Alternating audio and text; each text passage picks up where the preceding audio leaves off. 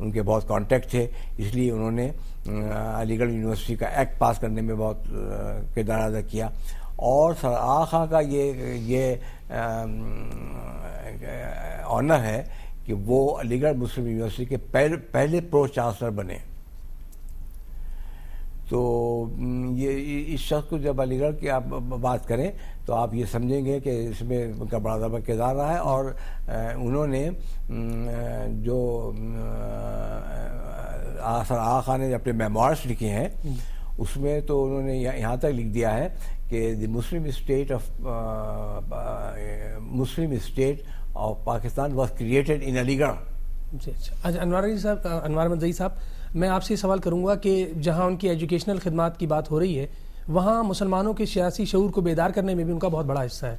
اور 1906 کا اگر ہم شملہ کا وفد دیکھتے ہیں جس میں مسلمان زوما کی قیادت انہوں نے کی اور 35 مسلمان زوما کے ساتھ وہ وائسرائے کے پاس گئے اور مسلمانوں کا کیس انہوں نے پلیڈ کیا، تو اس سلسلے میں آپ کیا فرمائیں گے؟ پہلی بات تو یہیں سے جہاں سے نظامی صاحب نے گفتگو ختم کی میں شروع کرنا چاہوں گا، اس لیے کہ اس وقت کی سماجیات اور سیاسیات اور معاشرت یہ ساری کی ساری چیزیں بنت کے اعتبار سے محیط تھیں تعلیمی کیفیات پر.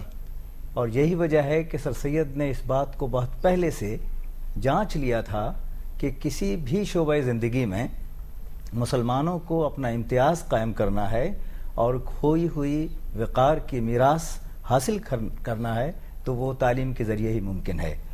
اس اعتبار سے جو ابھی نظامی صاحب نے فرمایا ہاں کہ یہ خدمات، لیکن ذرا آپ ایک کسوٹی پر پرکھیے کہ سر سید احمد خان جیسا جیت شخص، عہد ساز، تاریخ ساز شخصیت جن کا انتقال 1898 میں ہوا، وہ اپنے انتقال سے ایک سال قبل 1897 میں آغا خان کے لیے سپاس نامہ پیش کر رہے ہیں. جی اس سے بڑی بات نہیں ہو سکتی کہ جنہیں وہ ریکگنائز کریں ان کا قد و قامت کیا ہوگا. لیکن جہاں تک تعلیم کا تعلق ہے، پس منظر بہت اہم رول ادا کرتا ہے شخصیت کی تعمیر میں. یہ بات یقیناً ناظرین کو معلوم ہوگی کہ جب ان کی عمر بہت چھوٹی تھی تو والد کا انتقال ہو گیا تھا، لیکن والدہ نے ان کی تربیت ایسی کی کہ جس میں فارسی، عربی، انگریزی، اردو، فرانسیسی، مشرقیت اور مغربیت دونوں طرز کی تعلیم سے یہ پوری طرح متمتع تھے. اس لیے وہ کیا چاہتے تھے؟ اب سماجی اور سیاسی اعتبار سے ایک انقلاب لانا چاہتے تھے. جب بات سیاست کی آئے گی یا ان کا رول آئے گا تو اس سے پہلے تو 1906 میں ڈھاکہ میں جب مسلم لیگ قائم ہوئی دسمبر میں، اس کے فوراً بعد 1907 سے 1914 تک یہ صدر رہے، سربراہ رہے. تو یہ کیسا اعتبار تھا مسلم زوما کا ان کے اوپر، ان کی شخصیت میں کیسا کیا جادو تھا؟ جو 3 چیزیں ان کی شخصیت میں تھیں. جی ایک تو کرشماتی شخصیت، جی دور کو بناتی ہیں. جی دور انہیں نہیں بناتا، وہ دور کو بناتی ہیں. یہ ان شخصیات میں سے سر سید اور علامہ اقبال اور قائد اعظم حضرت موہانی اور آغا خان، یہ وہ شخصیات ہیں کہ جنہوں نے دور بنائے ہیں. ایک تو یہ بات تھی. دوسری بات یہ کہ ان کی اپنی جو حیثیت اور کیفیت تھی عالمی اعتبار سے وہ اتنی مستند تھی کہ ان کا وقار نہ صرف مسلمانوں پر اور بر صغیر کے مسلمانوں پر بلکہ بیرون بر صغیر کے مسلمانوں پر بھی قائم تھا اور غیر مسلموں پر بھی. اور تیسری بات یہ کہ وہ ایک وصف رکھتے تھے اپنی بات کو منوانے اور دوسرے تک اپنی بات کو پہنچانے کا، چاہے کسی زبان میں ہو.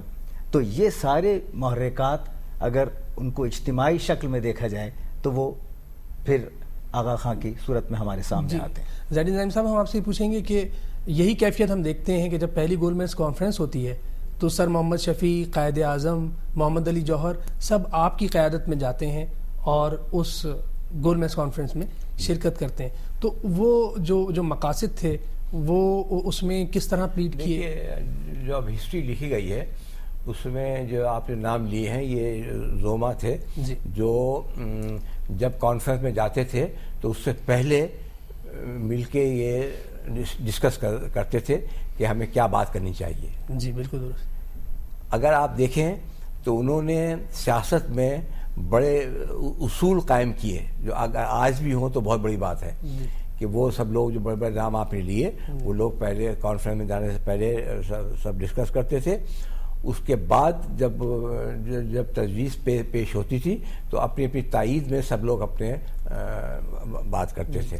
تو قائد اعظم سے حسن آغا خان کو بہت لگاؤ تھا. مولانا محمد علی جوہر سے آغا خان کو بہت لگاؤ تھا. مولانا شوکت علی سے بہت لگاؤ تھا. مولانا ظفر علی خان سے بہت لگاؤ تھا. یہ وہ لوگ ہیں جو علی گڑھ میں پڑھے تھے اور علی گڑھ کے اسپرٹ سے اپنا انہوں نے سیاسی کردار شروع کیا. اچھا انوار احمد زئی صاحب، 1918 میں سر آغا خان کی کتاب آتی ہے انڈیا آن ٹرانزیشن. اس میں وہ ریفارمز کی بات کرتے ہیں اور یہ کیسا جذبہ تھا ان کے اندر کہ وہ مسلمانوں کی اصلاح چاہتے تھے اور ہر طرح سے تن من دھن سے وہ لگے ہوئے تھے. کہیں وہ خود شرکت کر رہے ہیں، کہیں کتاب لکھ رہے ہیں. تو ذرا اس سلسلے میں آپ ہمارے ناظرین کو آپ ذرا دیکھیے کہ یہ دور کون سا ہے. جی یہ دور پہلی جنگ عظیم کے جی بالکل حوالے سے بہت اہم ہے. اور اس وقت پوری دنیا میں ایک تبدیلی آ رہی تھی، سماجی، فکری اور سیاسی. ہندوستان دو اعتبار سے دبا ہوا تھا. ایک تو حاکمیت کے اعتبار سے دبا ہوا تھا اور ایک فکری اعتبار سے تشکیک کا شکار تھا. اس وقت ایک ایسی شخصیت کی ضرورت تھی کہ جو کتاب کے ذریعے، کردار کے ذریعے، افعال کے ذریعے، تفکر کے ذریعے اور اداروں کے قیام کے ذریعے ان مسلمانوں کی اس کیفیت کو سمجھ کے ان کو اس سے نکالیں، ان میں اعتماد پیدا کریں. تو ایک تو یہ کہ ان کی کتاب نے جو انقلاب پیدا کیا نا، وہ پڑھے لکھوں میں اور پھر پڑھے لکھوں سے پھر نیچے جا کے ان سے متاثر جو لوگ تھے ان میں تو ایک استاد کا کردار ادا کیا اس کتاب نے، ایک نے. دوسری بات میں آپ کو بتاؤں کہ آغا خان کا مطمع نظر اجتماعی اعتبار سے اس وقت کے مسلمانوں کے حوالے سے تھا کیا؟ تھا یہ کہ پہلے تفہیم کی جائے حاکموں کے مزاج کی اور اس کے بعد پھر اپنے مزاج کو ان کو باور کرایا جائے کہ ہم یہ چاہتے ہیں. جب پتھر کے نیچے ہاتھ ہو تو ہاتھ کو کھینچا نہیں جاتا، پہلے پتھر ہٹایا جاتا ہے.